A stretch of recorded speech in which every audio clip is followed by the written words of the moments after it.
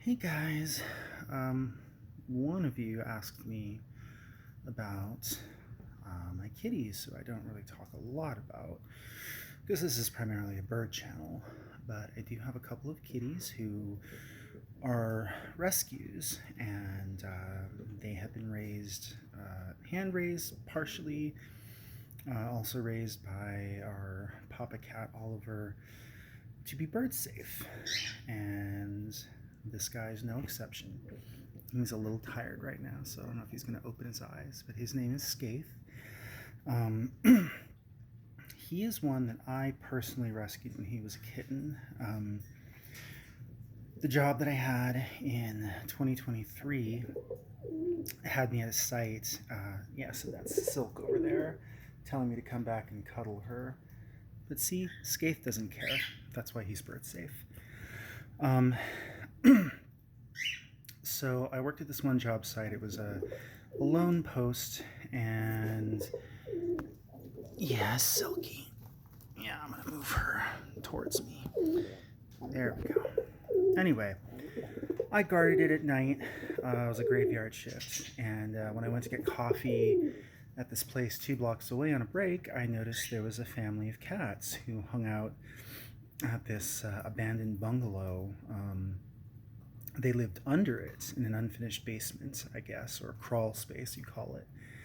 Anyway, I started going there every night to leave them some food, and eventually we got some people there to help spay and neuter some of them, because one night I discovered that they had a fresh litter of kittens. The only way that I knew that was I heard this kiddo crying loudly behind one of the boards of the crawl space. Now, the easily accessible portion was blocked off by a locked gate, but the boards were not straight into the ground. They were like an inch off.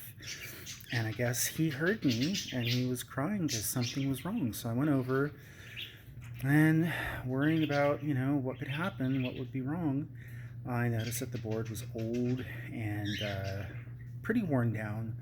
And I'm decently strong, but I'm not Superman. So this is a rotten board. So I made a judgment call. I reached down and I broke it off. And inside I saw a whole litter of kittens, and they were all piled together, and they were okay. But Skeith here, he was out of the pile. He was close to the board. His eyes were glued shut by gunk, and he was coughing a little bit. And basically, he had a terrible upper respiratory infection.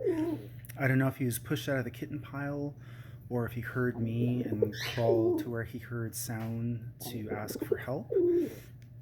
But he looked like he was, God, maybe a week old.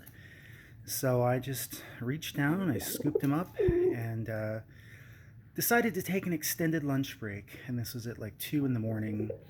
God, I want to say April of that year. So about almost 2 years ago. And I called my wife, who was asleep.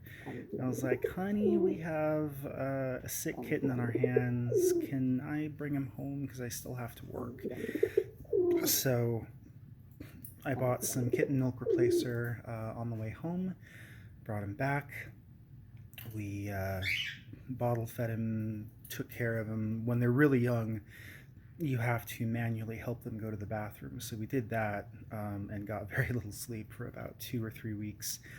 And then our older boy, Oliver, he eventually took over and really parented Skeith here. But yeah, he's grown up really well adjusted. He gets along well with everybody, and he's very tired. He wishes I would stop touching him and talking at him and keeping him from going to sleep right now. Oh, poor Skeith kitty. Anyway, yeah, I hope you guys think he's as cute as I do.